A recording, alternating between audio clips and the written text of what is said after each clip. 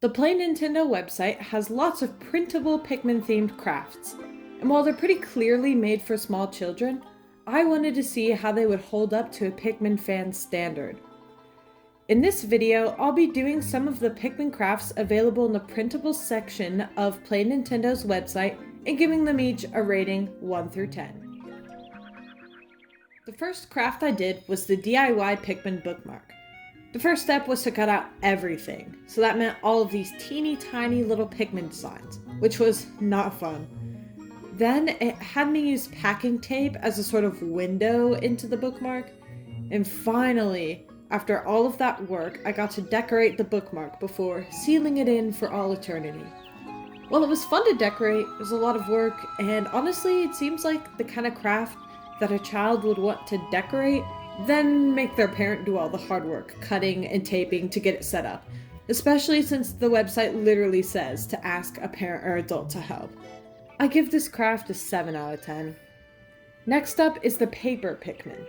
The only actual printable part of the Pikmin is the instructions, so I had to actually find and cut some red paper. But the problem is, you're supposed to use origami paper, which is thinner and also specifically made for origami. Unfortunately, I didn't have any, so this is construction paper.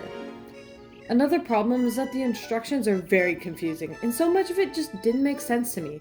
Like, how am I supposed to understand this? After struggling for 30 minutes trying to do precise and complicated folds on thick paper, I finally got this. Yeah, I think red Pikmin has seen better days. To add insult to injury, I found out only after I made my Pikmin that there were actually video instructions online that would have probably been way less confusing to follow. As much as I would like to give this craft a 1 out of 10, it's actually really cool when done right. And how did someone even come up with these instructions and figure out how to make a Pikmin out of paper? That's crazy impressive. Therefore, I will bump up my score to a 6 out of 10, since all my problems were just because of my poor execution. The next Pikmin printable is these activity sheets, which remind me of the kids' menus and crayons that children get from restaurants.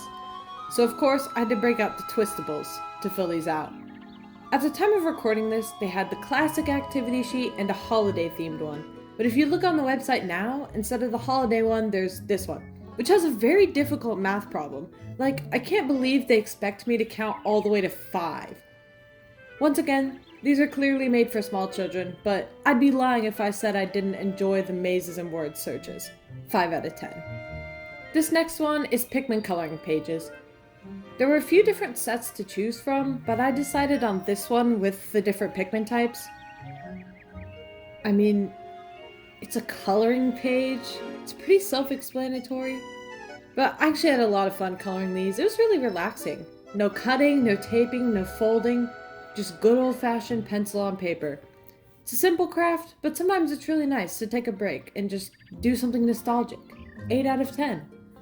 The second to last craft I'm reviewing today is this Hey Pikmin amiibo holder.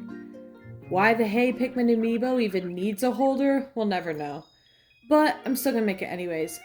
So starting off strong, we're gonna ignore the very first step and print it out on normal paper instead of cardstock, because of course. How this craft works is that little slits are cut into the paper so they can just slide together very simple and easy.